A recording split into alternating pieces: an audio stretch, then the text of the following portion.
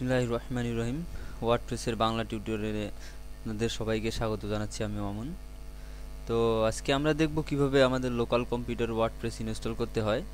তো আমরা যদি আমাদের পিসিতে ওয়ার্ডপ্রেস ইনস্টল করতে চাই তাহলে আমাদের সর্বপ্রথম লাগবে ওয়ার্ডপ্রেসের ফাইলগুলো, মানে ওয়ার্ডপ্রেস সেটআপ দেওয়ার জন্য ওয়ার্ডপ্রেস যে ফাইলগুলো দেয় সেগুলো আমাদেরকে লাগবে।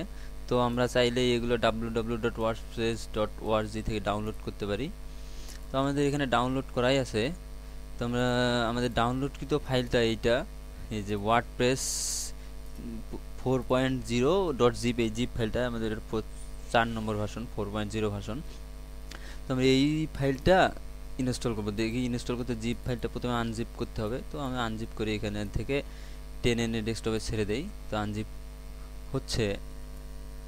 তো ওয়ার্ডপ্রেস সম্পর্কে একটু বলি। ওয়ার্ডপ্রেসটা একটা সিএমএস, এটা তো আমরা জানি। তো ওয়ার্ডপ্রেস ডেভেলপ করা হয়েছে মূলত পিএইচপি প্রোগ্রামিং ল্যাঙ্গুয়েজ দিয়ে। পিএইচপি সম্পর্কে একটু বলি। পিএইচপি হচ্ছে সার্ভার সাইড স্ক্রিপ্টিং ল্যাঙ্গুয়েজ। এইটা পিএইচপি এমনিতে লোকাল পিসিতে রান হবে না। এই জন্য পিএইচপি চালু করার জন্য আমাদেরকে পিসিটাকে সার্ভার করতে হবে। সার্ভার করার জন্য বিভিন্ন সফটওয়্যার আছে, যেমন জ্যাম সার্ভার আছে, ওয়ার্ম সার্ভার আছে, মানে বিভিন্ন অনেক সফটওয়্যার আছে। অথবা আমরা ম্যানুয়ালি অ্যাপাচি সার্ভার ব্যবহার করে, অ্যাপাচি সার্ভার এবং পিএইচপি মাইএসকিউএল আলাদা আলাদা ব্যবহার করে আমরা পিএইচপি ব্যবহার করতে পারি। তো আমরা যদি চাই যে অ্যাপাচি, জ্যাম, তারপর মাইএসকিউএল সবগুলো একত্রে পেতে চাই, এরকম এগুলোর জন্য কিছু সফটওয়্যার আছে, যেমন জ্যাম, ওয়ার্ম, এরকম।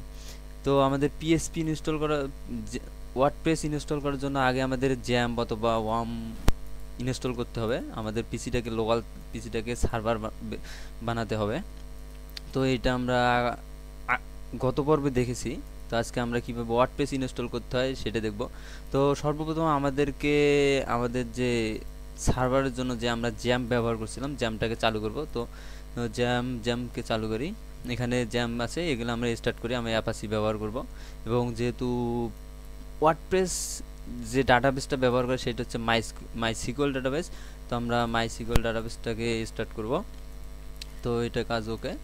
এখন আমরা জ্যাম যেখানে ইনস্টল করছিলাম, আমরা জ্যাম ইনস্টল করছিলাম সি ড্রাইভে, আমরা সি ড্রাইভে গেলাম। এখান থেকে এই যে জ্যাম থেকে htdocs এই ফোল্ডারের মাঝে আমরা ওয়ার্ডপ্রেস ইনস্টল করব। তো আমরা এখানে একটা নতুন ফোল্ডার করি, যে কোনো নামে ইচ্ছা মতো। আমি আমার নামেই দিলাম মামুন। ওকে। এই ফোল্ডারের ভিতর ওয়ার্ডপ্রেসের যে ফাইলগুলো, এই ফাইলগুলো সবগুলা কপি করে এই ফোল্ডারে পেস্ট করতে হবে। তো আমরা সব কপি করি, কপি এখানে পেস্ট করলাম। ওকে, আমাদের পেস্ট হয়ে গেছে। এখন যদি আমরা ওয়ার্ডপ্রেসটাকে চালু করতে চাই তাহলে আমরা ব্রাউজার অন করব। ব্রাউজার অন করি। ব্রাউজার এখানে আমরা দেখি আগে আমাদের পিএইচপি যে লোকাল হোস্ট, আমরা লোকাল সার্ভার চালু করলাম সেটা কাজ করছে কিনা। লোকাল হোস্ট দিয়ে দেখলাম, দেখতে যে আমাদের কাজ করতেছে। তো এখন যদি আমরা ওয়ার্ডপ্রেসে যে আমরা যে ফোল্ডার নেম দিছিলাম, লোকাল হোস্ট স্ল্যাশ আমাদের দেয়া ফোল্ডারের নাম আমি দিছিলাম মামুন, MAMUN, মামুন। তো যাই, আমরা মামুনে যাই, আসে কিনা। তো একটু সময় নিচ্ছে। আছে, দেখেন এখানে ওয়ার্ডপ্রেস যেহেতু ইনস্টল করা হয়নি সেই জন্য আমাদের প্রথম অবস্থায় ইনস্টল করতে বলতেছে। তো আমরা আমাদের যা যা প্রয়োজন হবে, আমাদের ডাটাবেস নেম প্রয়োজন হবে, ইউজার নেম প্রয়োজন হবে, পাসওয়ার্ড প্রয়োজন হবে, হোস্ট নেম, টেবিল প্রফিক্স, এগুলো প্রয়োজন হবে নেক্সট টাইমে। আমরা লেটস গো করি। তো আমাদের এখানে চাচ্ছে যে ডাটাবেস নেম। তো আমরা কিন্তু কোনো ডাটাবেস তৈরি করিনি। ইউজার নেম পাসওয়ার্ড চাচ্ছে। তো আমরা নতুন ডাটাবেস তৈরি করি। নতুন ডাটাবেস তৈরি করার জন্য নতুন একটা ট্যাব নিয়ে এখান থেকে লোকাল হোস্টে গেলাম। লোকাল হোস্টে থেকে এই যে এখানে টুলসের আন্ডারে পিএইচপি মাই অ্যাডমিন। তো আমরা এই পিএইচপি মাই অ্যাডমিনে ক্লিক করব। পিএইচপি মাই অ্যাডমিনে ক্লিক করি। এখান থেকে আমাদের পিএইচপি মাই অ্যাডমিন আসবে, সেখানে গিয়ে আমরা ম্যানুয়ালি ডাটাবেস তৈরি করব। তো এখানে আছে এই যে ডাটাবেস অপশনে ক্লিক করি। ডাটাবেস এখানে ডাটাবেস আমরা যে কোনো নামে ডাটাবেস তৈরি করতে পারি, ইচ্ছা আমরা দিলাম হ্যালো, HELLO, হ্যালো, বা ওই নামে আছে অবশ্যই। তো আমি আমার নামই করলাম, SARKR, সরকার নামে একটা ডাটাবেস তৈরি করলাম। তো ডাটাবেস ক্রিয়েট করলাম। তো ডাটাবেস তৈরি হয়েছে। তো আমরা দেখতে পাচ্ছি এই পাশে আমাদের ডাটাবেস লিস্টে এই যে আমাদের সরকার নামে একটা ডাটাবেস তৈরি হয়েছে। তো আমরা এখন ওয়ার্ডপ্রেসে ফিরে আসি। এখানে আমাদের ডাটাবেস নেম, যে নামে ডাটাবেস তৈরি করছে, SARKR, সরকার।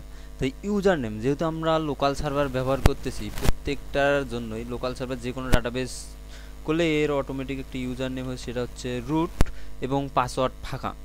এটাগুলো আমরা ম্যানুয়ালি এখান থেকে প্রিভিলেজ অ্যাড করে নতুন ইউজার তৈরি করতে পারি। তো আমরা যাচ্ছি না, আমরা যখন আমাদের ওয়েব সার্ভার ইনস্টল করবো তখন সেখানে আমাদেরকে ইউজার তৈরি করতে হবে, পাসওয়ার্ড দিতে হবে এবং ওই ইউজারের আন্ডারে ডাটাবেসটা অ্যাড করতে হবে।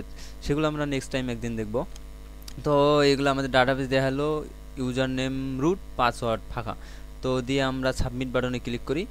তো ওকে, এভরিথিং ওকে। এখন আমরা রান দ্য ইনস্টলার। তো আমাদের ওয়ার্ডপ্রেস সাইটটা ইনস্টল হচ্ছে। তো আমরা এখানে সাইটের নাম দেই একটা, যে কোনো নাম দিতে পারি, CNA চেনা জানা দিলাম। ইউজার নেম, এখানে ইউজার নেম যে কোনো দিতে পারি, আমি অ্যাডমিনও দিতে পারি অথবা যে কোনো, আমার নামে দিলাম, আমি নিজের নাম দিলাম। তো অ্যাডমিন না দেওয়াই ভালো, কারণ বাই ডিফল্ট অ্যাডমিন থাকে, তো আমরা যে কোনো অন্য নাম দেবো, এটাই বেটার হবে। তো পাসওয়ার্ড দিই, এখানে যে কোনো পাসওয়ার্ড ব্যবহার করতে, আমরা 1 2 3 4 5 ব্যবহার করলাম। তো 1 2 3 4 5, এখানে একটা ইমেইল দেওয়া লাগবে, almamun.310@gmail.com। এবং এখানে আমাদের নিচে একটা অপশন আছে যে এই সাইটটা আমরা ইন্ডেক্স করতেছি, এইটা সাইটটা ইনস্টল করতেছি, এটা কি গুগলে বা অন্য অন্য সার্চ ইঞ্জিনে অটোমেটিক ইন্ডেক্স করবে না আমাদের এমনিতেই ডিফল্ট কাজ করবে। তো আমরা এখানে দিলাম, টিক চিহ্ন দিতে পারি যদি আমাদের প্রয়োজন যে গুগলে অটোমেটিক ইন্ডেক্স হবে, তাহলে টিক চিহ্ন দেবো। আর যদি প্রয়োজন হয় না আমরা পরবর্তীতে ইন্ডেক্স করব, তাহলে আমরা দেবো না। তো ইনস্টল ওয়ার্ডপ্রেসে ক্লিক করি। আমাদের ওয়ার্ডপ্রেস ইনস্টল হচ্ছে।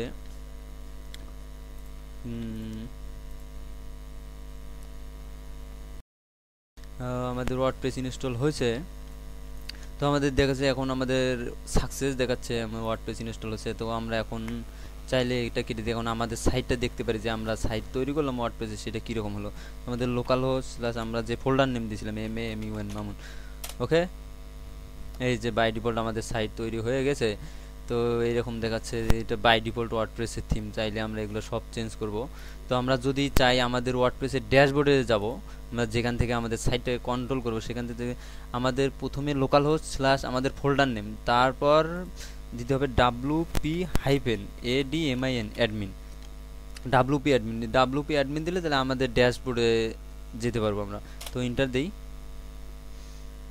তো আমাদের এখানে হচ্ছে, এখানে আমাদের ইউজার নেম দিতে হবে, ইউজার নেম দিয়েছিলাম MAMUN Mamun, password 1 2 3 4 5, log in করি।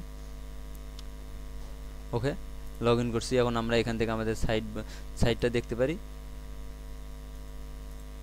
তো আমাদের সাইট আছে, তো আমাদের সব ঠিকভাবে ইনস্টল করতে পারছি, আমাদের সাইট এইটা, আমাদের ড্যাশবোর্ড এইটা।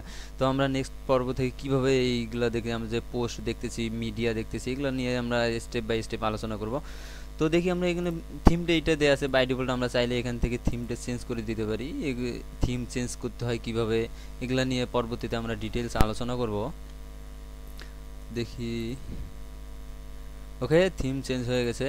তো আমরা যে কোনো চাইলে যে কোনো থিম দিতে পারি। এখানে যদি আমাদের নেট কানেকশন থাকে তাহলে আমরা এখানে অ্যাড থিম করে নতুন নতুন থিম, যে কোনো থিম সার্চ করে ইন্টারনেট থেকে খুঁজে ডাউনলোড করে এখানে নিতে পারি। তো ওয়ার্ডপ্রেসের অনেক থিম আছে, প্রচুর থিম আছে, আমরা চাইলে লাখ লাখ থিম পেতে পারি এখানেই।